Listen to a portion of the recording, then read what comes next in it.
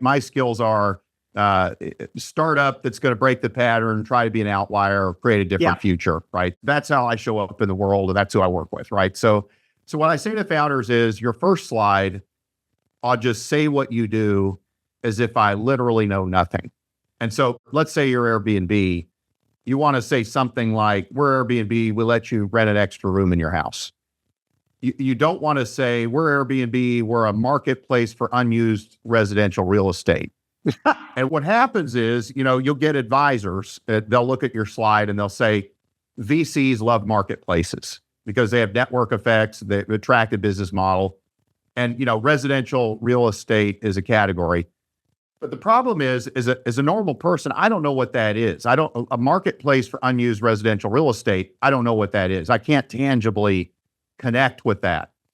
But even worse, like most VCs will act like they understand. They don't want to say, I don't get it. I don't know what you're talking about. So they'll say, okay, you're a marketplace for unused residential real estate. And so I still don't know what you do, really. And now we're on to the next slide. Whereas if you just say, we let you rent an extra room in your house, I'm like, I know what they do.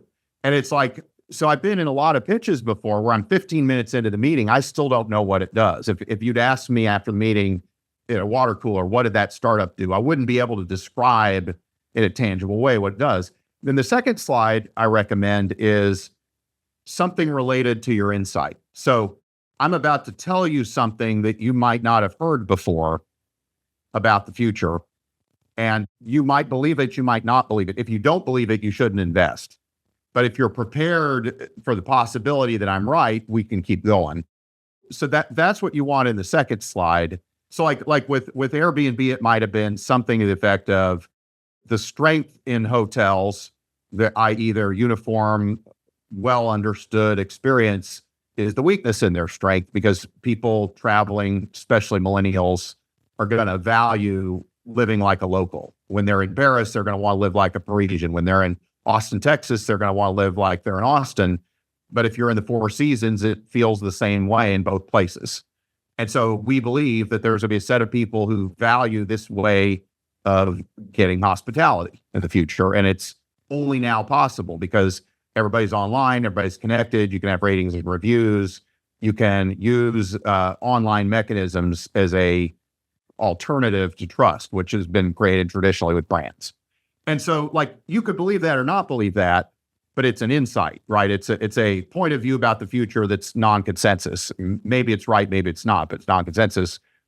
So that's the second slide I recommend. So first slide, what do we do? As if I know nothing. Second slide, what do we know about the future that's not obvious? And then the third slide I recommend is, if you have any traction at all, explain what it is, right? Like if you have customers, how many do you have? You have revenues, how much? If you won awards, what awards did you win? If you have celebrity founders, who are they? But just anything tangible that normal people would believe, oh, that's tangible progress, that's tangible traction. And then after that, there's a lot of variance, but if you can establish those things up front, what we do, what's our insight, what's our traction, I find that people will listen to the rest. Now they're at the table. Now they're sort of asking questions because they don't know what you're talking about.